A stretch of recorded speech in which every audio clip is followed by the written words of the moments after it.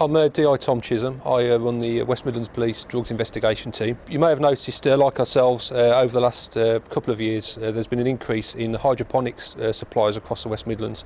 We currently believe there's around 50 of these shops operating, and we've noticed there's a clear link between the types of equipment that they're selling and cannabis factories across the region.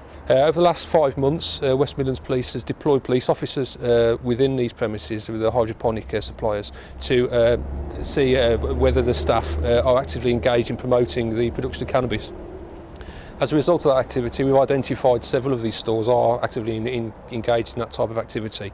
So the last 2 weeks we've taken some enforcement activity against the stores and their owners. As a result of the activity, we've executed numerous warrants at the premises and home addresses and recovered significant amounts of cannabis and cash, as well as other paraphernalia that links to cannabis production. My message to those who would like to get involved in this type of business is that it is still illegal to either possess or produce cannabis. Possession is a 5-year offence and production carries 14 years imprisonment, along with the risk of losing your house and any other assets that you've got. The factories themselves present West Midlands Police and the public with a massive problem, a huge drain on resources, cost us a lot of money to deal with.